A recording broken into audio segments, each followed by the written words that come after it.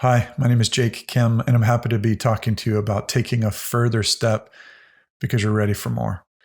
I think first and foremost, what I want to say is well done. The Christian life is not easy, and you've been consistent in it. Well done. When we talk about taking a further step, I think the first thing that we need to examine is that we're operating in humility. There's a phrase that I learned that was very helpful to me, and it was take the lowest seat at the table until God makes it impossible for you to sit there anymore. That's not an easy principle to live by, but it's one that can keep us humble, and it's one that can prevent us from trying to get ahead of ourselves. And so I want to invite you to stay little, to stay humble, and at the same time, step into more. I think something that's essential is that we cannot be in isolation. So men's groups, women's groups, those are extremely important as we are getting to certain levels in our spiritual life, because we'll only be able to see what we can see, and we need other people to help us grow, to share the burdens of life, to share the burdens of ministry, to share the burdens of loving other people and caring for them. And so men's groups, women's groups are absolutely essential. We need to be in those with great, great consistency. I would say one of the best next steps that I've ever seen, particularly for men, is a book called Becoming a King by Morgan Snyder. I have a great respect for Morgan Snyder, and this book is the culmination of a lot of work that he has done. And I think it's a fantastic resource and an exceptional summary and overview of many different areas where we can grow and step in more. So I highly recommend the book Becoming a King. I would really recommend that be done as part of a men's group. I think something else that's important when we're at this stage of taking a step further and that we're ready for more is it's worthwhile to pause and reflect and articulate what we've learned along the way. Like, we've been at this a little bit. We've learned a thing or two. This isn't our first rodeo. It's not our first walk in the park or whatever people say. And so what I really want to encourage here is for you to pause and to literally write down on a list, but this is going to take some reflection. What have you learned? The reason I'm asking for this is that there's this concept called self-possession. It's more of a philosophical human formation concept, but it is essential. You could summarize self-possession as a person who knows what they're all about, who has themselves, and so then they can make a gift of themselves. And one of the ways that we have ourselves is that we're positioned, we're situated, we know what we're all about. And so you've done life, you've grown, you've worked through some things. What have you learned? Because when you grow further, sometimes you're going to lose your bearings. Sometimes you're going to forget the basics.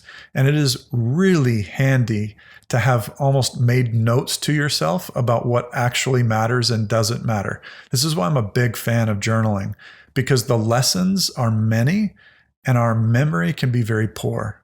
It's not necessarily that you would share it with somebody. Maybe that will come at some point. It's more for us to stay grounded as our growth increases. Okay, another concept. It's something that seems counterintuitive.